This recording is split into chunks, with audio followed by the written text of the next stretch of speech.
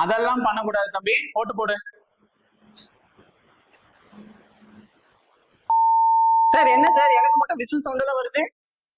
அது விசில் சவுண்ட்லாம் இல்ல, beep sound தான். உங்களுக்கு எல்லாமே விசில் சவுண்டாவே கேட்கும். ஓட்டுலாம் போட்டாச்சா? போட்டாச்சு சார். ஐயோ சார், ஐயோ சார். என்னாச்சு? ஏன் இப்படி கத்துற? சார் என்ன சார், ஓட்டு போறது யாருக்கும் தெரியக்கூடாதுன்னு சொன்னீங்க, நீங்க துண்டு சீட்டு வெளியில வருது. ஐயோ, அந்த துண்டு சீட்டு வெளியில வர்றதுனால உன்னை யாரும் வெளியில தான் அடிக்க போறது இல்ல. அது துண்டு சீட்டு வந்து உனக்கு மட்டும் தெரியற மாதிரிதான் வரும். நீ யாருக்கு ஓட்டு போட்டே அந்த துண்டு சீட்டு தான் எகிரி குதிச்சிருக்கு.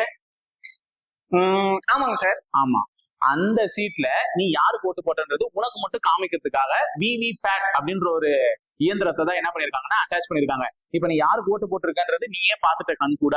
இப்ப நீ போயிட்டு வெளியில போயிட்டு நான் என்னவோ இந்த பட்டனை தான் அழுத்தினேன், அது வேற யாருக்கும் போயிட்டு இருக்கோம், ஓட்டிங் மிஷின்ல தான் தப்புன்னு நீ உன்னால சொல்ல முடியாது. இந்த விவி பேட் இயந்திரத்தை தான் அட்டாச் பண்ணிருக்காங்க.